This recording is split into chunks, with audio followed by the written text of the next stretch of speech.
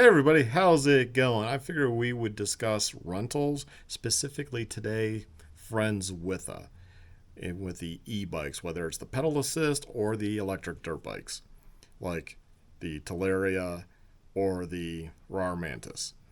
We go through the site, Friendswitha, because it provides liability insurance, basically. It provides insurance, so they're not going to sue us, but it also protects the item that they're running, whether it's a Teleria or RAR Mantis or a one wheel or something like that. So you're protected, and the product itself is protected. And just in case maybe they run off with it, then it should be covered under theft.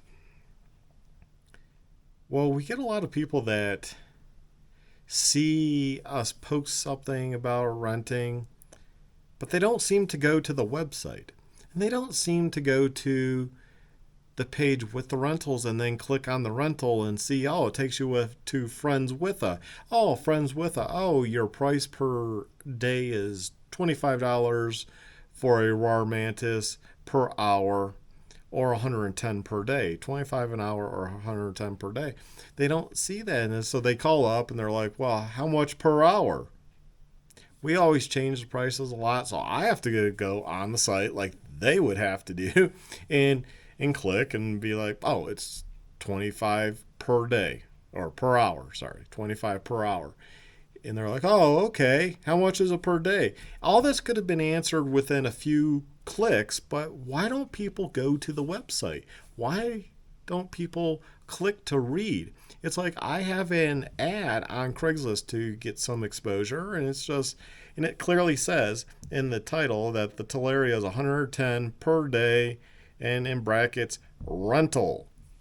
I get people asking all the time, oh, is this available? I know that's an easy option to click on Facebook accidentally, but some people will actually seem to type it out because it'd be a little different than the automatic script, and it's like, what? Or they'll say their offer is $110. Accept or decline. Okay, accept at this point, just to see what I mean. I had one guy come back. He must have then read that it was a rental and was like, never mind. It's like, well, aren't you people reading? So many people are just clicking on crap.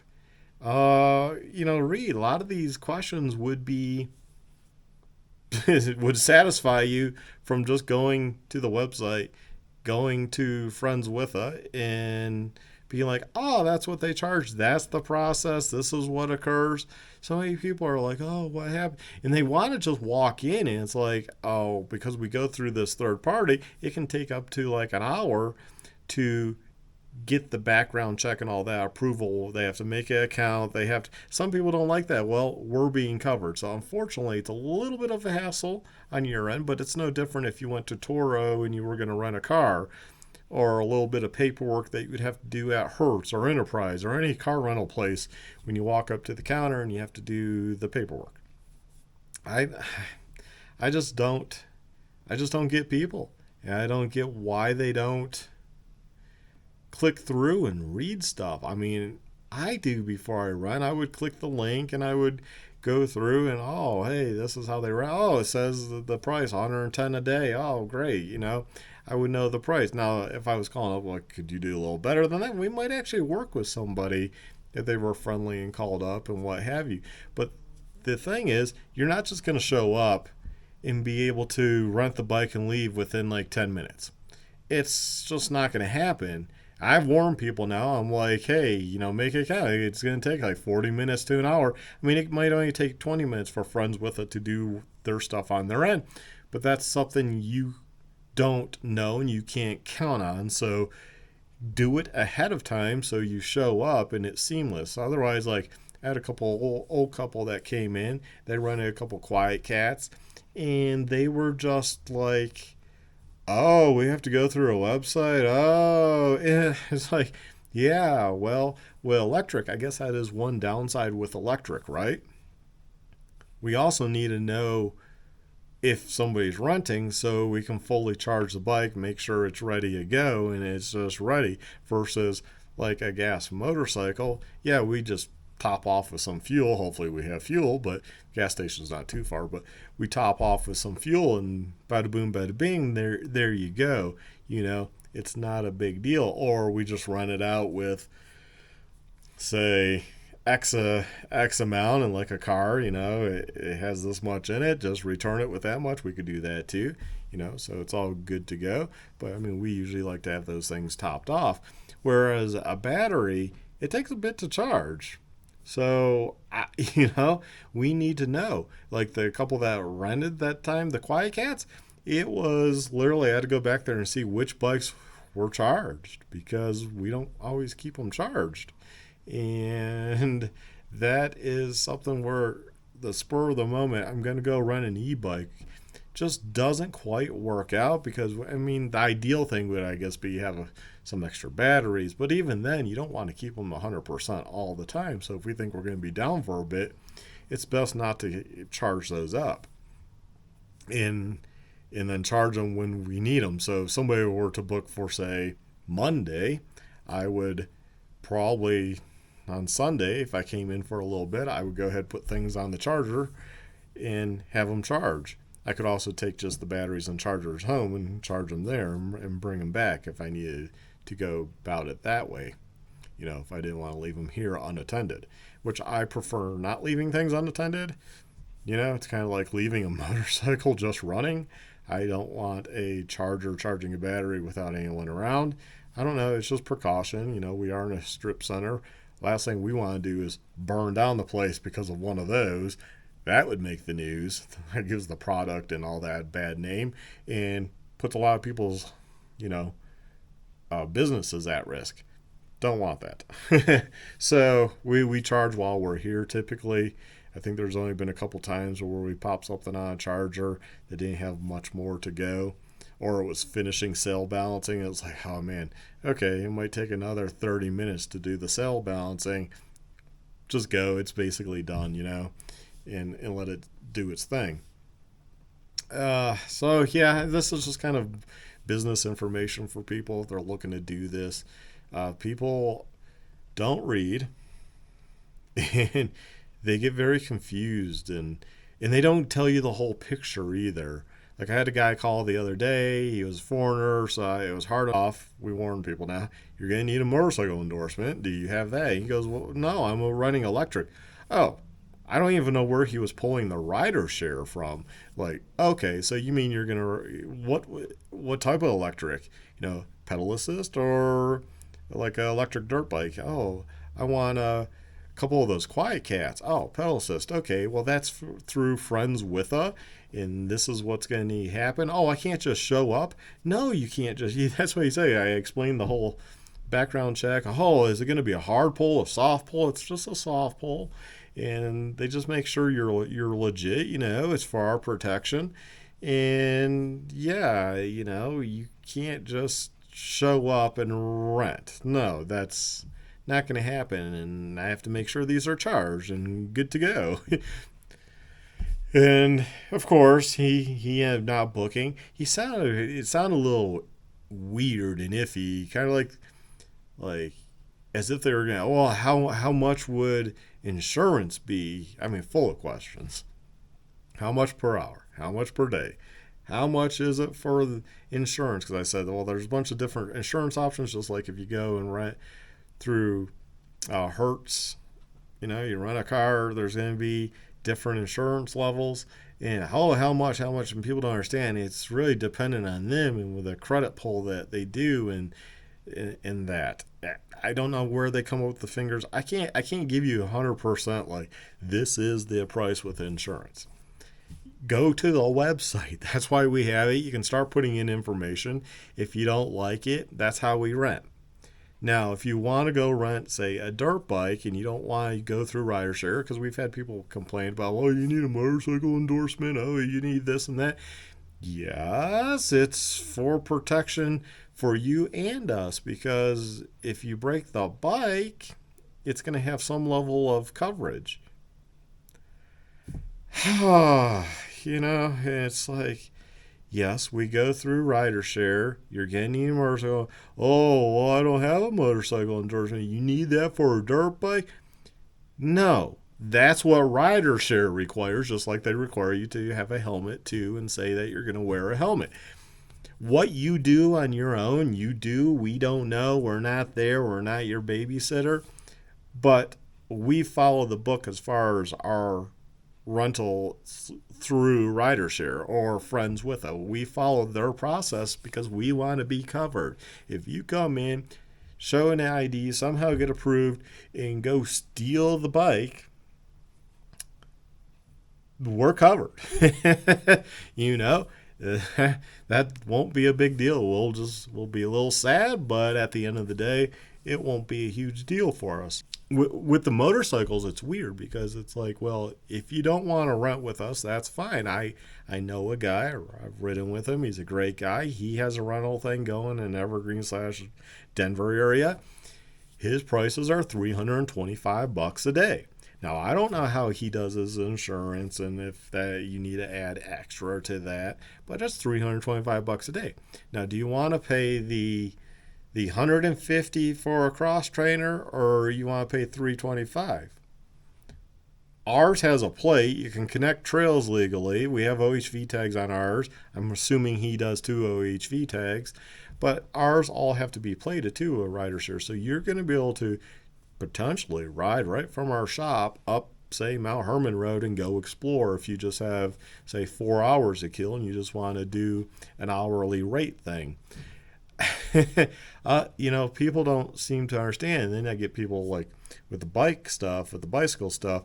Oh, well, per hour. Well, we don't usually get people per hour because by the time you rent per hour, unless you're going from here up Santa Fe Trail just to Palmer Lake and back, by the time you come here, you load it, you unload it wherever, you ride around, load it back up, come here, unload. You're eating a bunch of time. You might as well do the daily rental. the hourly only works if you're here, but people don't understand that. It's weird in this retail environment in rentals that people just don't understand it. In half of the issues or questions they have would just be answered if they went in, clicked through the site and said, hey, RiderShare, and then looked at that. Oh, okay.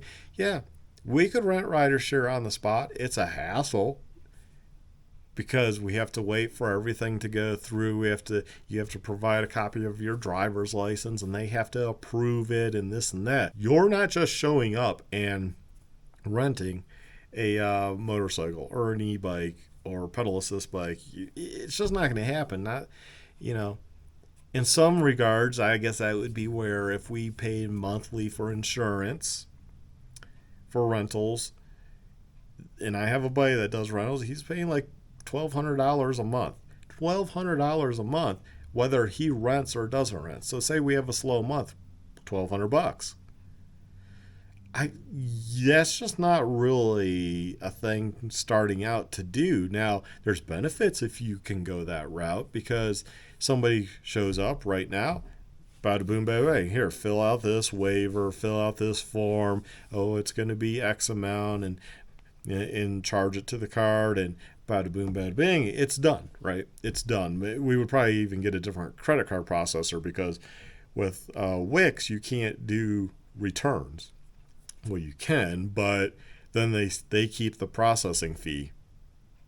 So we would probably have to use like Chase or something to be able to do a return and get our processing fee returned also, and then they just keep that 30 cents a transaction, which is nothing. Like, okay, I'll pull 30 cents out of my pocket, toss it in the till. It's not a big deal at the end of the day, right? We could eat that, and we personally could cover that. It's not a huge deal.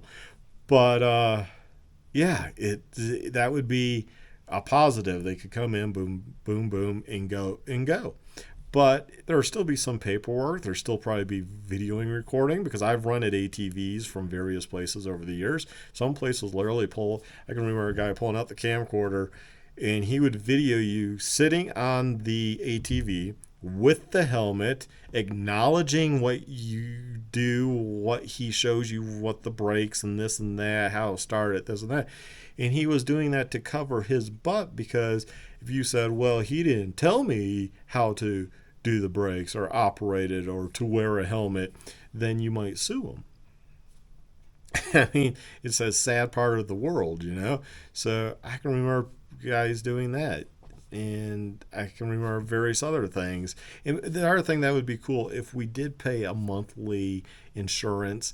If somebody, say, wanted to rent, but we were both occupied on like a return on Sunday, we could be like, return it on Monday, you know, Monday morning, you get a free extra time. That would work. I've had that happen when I rented an ATV way back when out of a place downtown Colorado Springs. I think it was like called Caches or something like that. And the kid was like, yeah, just return it Monday morning because they weren't going to be there Sunday. And it was like, oh, cool. That's like no sweat. You know, we got like an extra day. We didn't use it, but we had an extra day there, and it just benefit because typical rentals from most places is a day, meaning it goes from morning to night. That it goes that day, that time frame. Well, with like RiderShare and Friendswitha, they do a day like 24 hours. So it's annoying because somebody might book at like 10 and then they get it all the way through till like Sunday, which is like, oh, you know, that's just, it's annoying. It's annoying and it's a hassle on our end for the little bit of money we might make. And, you know, that's one thing I don't like about those platforms. But my main gripe is just people. I mean, people, come on, just click through. A lot of your questions will be answered if you just would take the time to click and find out, hey, oh, this is how much it's to rent. Oh, he's not selling the Talaria for $110. Like, yeah, who's selling a Talaria for $110? It's rental. That's why I have it in the description on Facebook. But, you know, people don't seem to read. People don't seem to click to get the knowledge to then have all their answers or questions answered. And then they, you know, call up and they're like, hey, what's this? What's that? Like, hey, I get it. You might want to be calling just to make sure we're real. But at the end of the day, it's like a lot of this could have saved you time, man. Could have saved you time. That's all I can say. So to the younger folk out there, please go forward and do a little research. You were provided a link. Use it. Anyways, so if you're looking at starting a rental business, yeah, these are little things that occur and happen and are a little bit annoying just because it's the same old thing.